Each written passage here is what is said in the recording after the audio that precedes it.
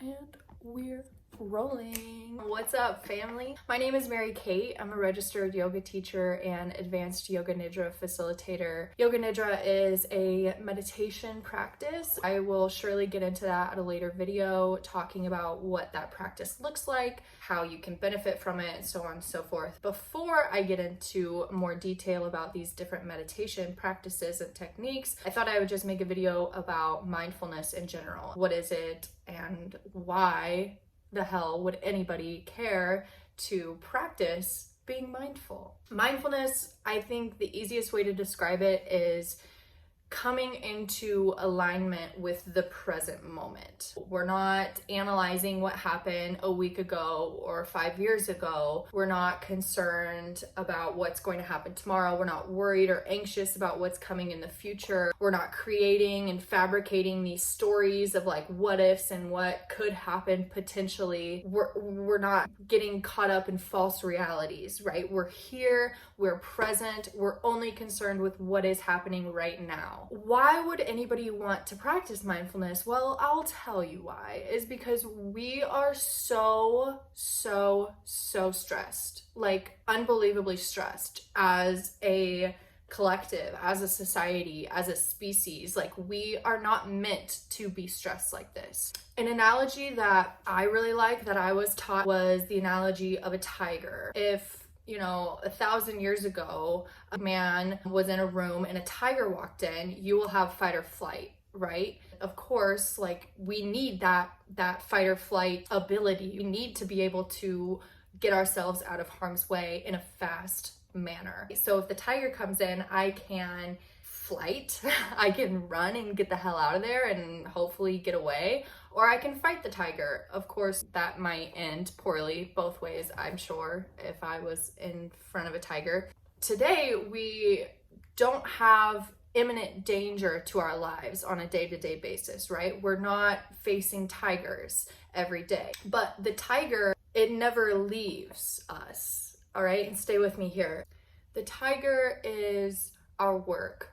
The tiger is our responsibilities. The tiger is hard conversations that may cause us anxiety that we run away from. We are designed as humans to be able to be in fight or flight for maybe 60 to 90 seconds. We're faced with a danger, we respond accordingly in a fast manner. In today's society, we are in fight or flight like all the time, especially if you're dealing with some sort of mental illness such as anxiety or depression or PTSD, especially like complex PTSD, that you are constantly on edge, constantly triggered by the world around you. Mindfulness, although it's not going to take away the stresses of our life, it is going to give us the space that you need to have a different relationship to the stresses. And when we think about stress, usually we think of it with a negative connotation, like, oh, I'm so stressed. God,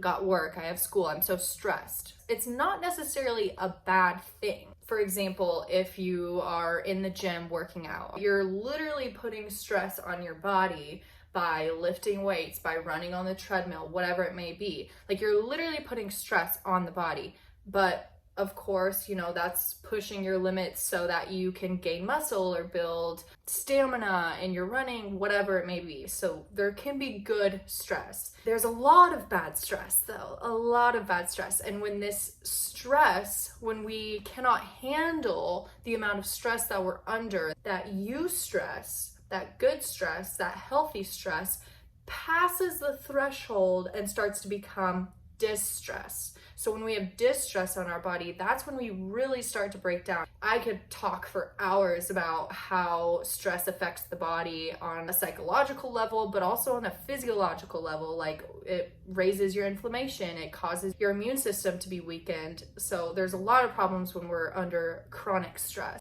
Unfortunately, there's so many people living in chronic stress, and it's a problem. So to counteract that, we can practice mindfulness, okay? Mindfulness, bringing ourselves back to here, bringing ourselves back to what is reality right now. And when we talk about mindfulness, I think it's beneficial to understand what's actually happening to your body, like physiologically what is going on inside your body when you practice mindfulness. One of the things that is important to know is that when you're in a fight or flight response, or when you're in a state of stress, your brain waves are super active. So you're operating at a high beta frequency, which looks like super crazy, right? And when you practice mindfulness, you're gonna lower the frequency. So instead of like you're like right? Okay, so it's really beneficial to slow down. Like you're literally stilling your mind, like literally, and you drop down to maybe alpha, maybe theta. Generally, like mindfulness standard meditation will take you to that alpha theta brainwave state, which is super beneficial for your brain to be in that state because it is associated with learning and memory and creativity and focus. So just that alone is super beneficial. Different mindfulness practices can activate your autonomic nervous system. And what is that? That is when you can take yourself out of your fight or flight response and into a super relaxed and calm presence.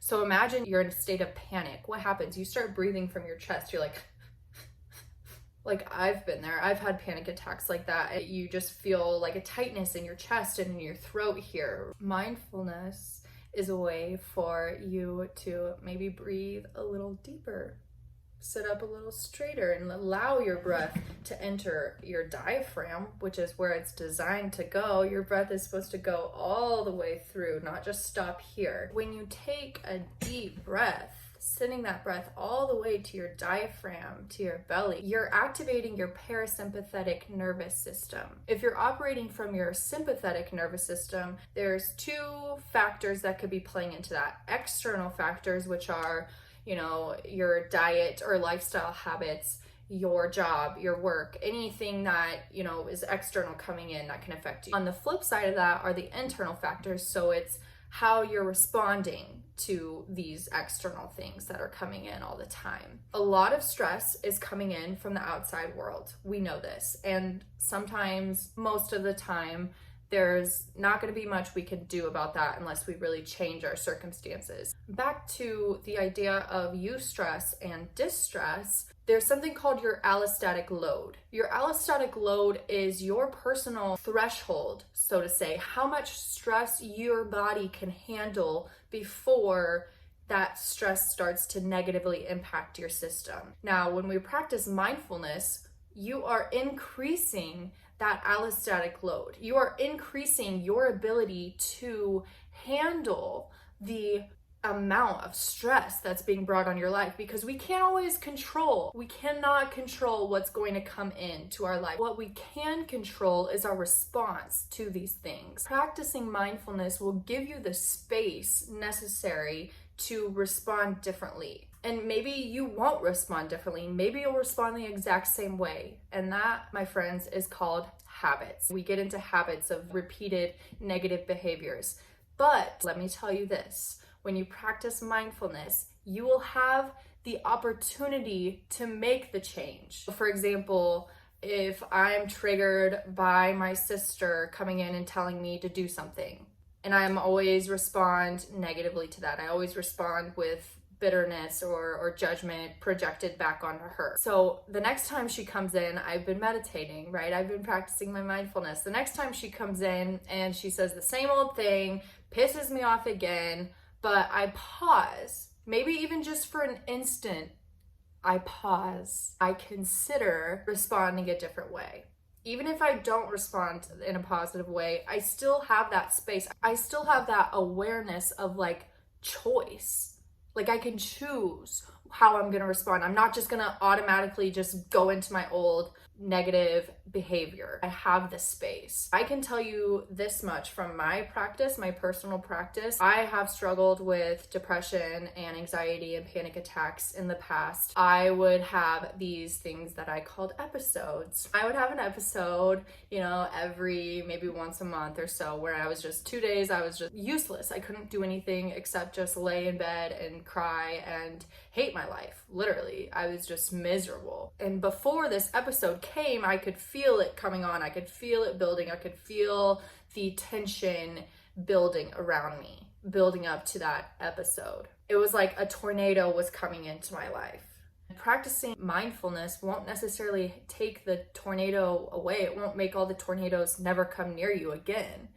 But maybe you're going to have an awareness and you're going to see the tornado from miles away now before it crashes through your door. You're going to see it coming. And again, you're going to have the choice to make of how you engage with that storm coming in, how you're going to respond to the storm. It is so powerful. It liberates you. It literally liberates you to have this freedom of choice, of control over your life. You're controlling your brain, literally controlling your brain, and controlling your behavior. I'm definitely going to get into more detail with future videos about different techniques and tools that have really helped me transform the way I operate in the world. And really that's what it comes down to. Is mindfulness for you? Well, do you deal with stress in your life? Are there different patterns or behaviors that you would like to change in your life? Would you like to feel more control over your impulses, over your habitual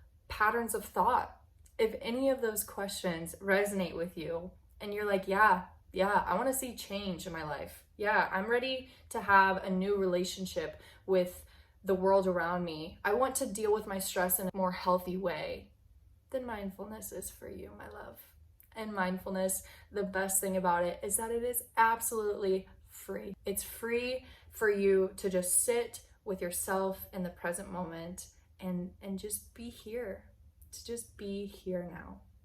I hope this video was informative or helpful for you in some way, big or small. The road to healing is not linear. It's not easy. It requires a lot of discipline and it requires a lot of dedication. But once you start to see the differences in your everyday life, once you start to notice yourself acting a different way, once you start to notice yourself responding to things in a different way that once really triggered you, you'll know that you're on the right path. You'll know that it is worth it, and you will be extremely proud of yourself. And I am proud of you for even watching this video and having an interest in changing your life in some way. With that, I love you. Thank you for watching. I appreciate you so much. I look forward to sharing more information and helping anyone along my path that I can. May the spirit within you be victorious all the days of your life.